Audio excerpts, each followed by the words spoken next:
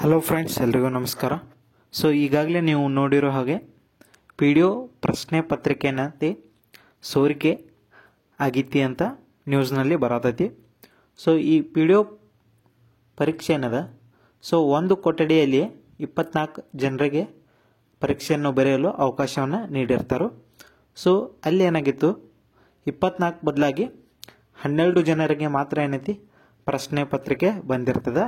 So ಹಾಗಾಗಿ ಏನೈತಿ, ಅಭ್ಯರ್ಥಿಗಳು ಪ್ರಶ್ನೆ ಪತ್ರಿಕೆ ಸೋರಿಕೆ ಆಗಿದೆ ಅಂತ ಎಲ್ಲರೂ ಕೂಡಿ ಏನೈತಿ ತಕರಾರನ್ನು ತೆಗೆದಿರ್ತಾರೆ.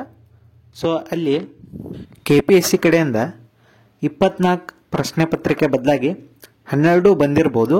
ಆದರೆ ಮತ್ತು ಇನ್ನೊಂದು ಕೊಠಡಿಯಲ್ಲಿ ಏನಾಗುತ್ತೆ, ಸೊ ಪ್ರಶ್ನೆ ಪತ್ರಿಕೆಯ ಅಲ್ಲಿ ಸೀಲನ್ನು ಓಪನ್ ಮಾಡಲಾಗಿರ್ತದೆ. ಸೊ ಆದ್ದರಿಂದ ಅಭ್ಯರ್ಥಿಗಳು ಎಲ್ಲ ಖಚಿತವಾಗಿ ಏನೈತಿ ಸ್ಟ್ರೈಕನ್ನು ಮಾಡ್ತಾರೆ. ಸೊ ಹಾಗೆ ಏನಾಗುತ್ತೆ, ಈ ಪ್ರಶ್ನೆ ಪತ್ರಿಕೆ ಸೋರಿಕೆ ಸಂಬಂಧಪಟ್ಟ ಹಾಗೆ 12 ಅಭ್ಯರ್ಥಿಗಳ ಮೇಲಿನ ಹೊಳ್ಳಿ ಕೇಸನ್ನು ಹಾಕಿರ್ತಾರೆ, ಇವರ ಪರೀಕ್ಷೆಗೆ ಅಡ್ಡಿಯನ್ನು ಮಾಡಿದಾರಂತ. ಹಾಗೆ ಇಲ್ಲಿ ನೀವು ಇನ್ನೊಂದು ನೋಡ್ಬೋದು, ಅಲ್ಲಿ ಸಿಂಧನೂರಿನ ಮಹಾವಿದ್ಯಾಲಯದಲ್ಲಿ ಅಲ್ಲಿ ಒಂದು ಕಾಲೋನಿಯಲ್ಲಿ ವೆಂಕಟರಾವ್ ಅನ್ನೋ ಒಂದು ಕಾಲೋನಿಯಲ್ಲಿ ಜೆರಾಕ್ಸ್ ಅಂಗಡಿಯಲ್ಲಿ ಸುಮಾರು 8:30ರಿಂದ 9:00ವರೆಗೂ ಏನೈತಿ ಜೆರಾಕ್ಸ್ ಪ್ರತಿಗಳನ್ನ ತೆಗೆದುಕೊಳ್ಳಲು ಅಭ್ಯರ್ಥಿಗಳ ಬರ್ತಾ ಇದ್ರು ಅಂತ ಇಲ್ಲಿ ಅಲ್ಲಿಯ ಸ್ಥಳೀಯರು ಇಲ್ಲಿ ನ್ಯೂಸನ್ನು ಕೊಟ್ಟಿರ್ತಾರೆ. ಸೊ ಇಲ್ಲಿ ಏನಾಗುತ್ತೆ, ಖಚಿತವಾಗಿಯೂ ಇನ್ನು ಪಿ ಡಿ ಒ ಪರೀಕ್ಷೆ ಪತ್ರಿಕೆ ಅನ್ನೋದ ಸೋರಿಕೆ ಆಗಿದೆ ಅನ್ನೋದು ಫಿಕ್ಸ್ ಆಗುತ್ತೆ. ಸೊ ಈ ಒಂದು ಪರೀಕ್ಷೆ ಏನೈತಿ ರೀ ಎಕ್ಸಾಮ್ ಆಗಲೇಬೇಕಂತ ನಾವು ಕೇಳ್ಕೊತೀವಿ.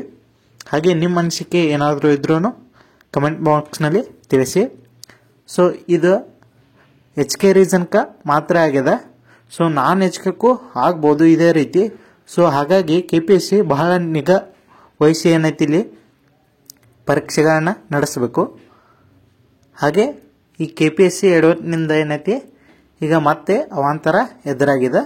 ಸೊ ಈ ಹಿಂದೆ KS ಎಕ್ಸಾಮ್ದು ಇದೇ ಥರ ಆಗಿತ್ತು. ಇದೇ ಥರ ಅಂದ್ರೆ ಅಲ್ಲಿ ಟ್ರಾನ್ಸ್ಲೇಷನ್ ಮಾಡುವಲ್ಲಿ ಬಹಳ ತಪ್ಪುಗಳನ್ನ ಮಾಡಿತ್ತು.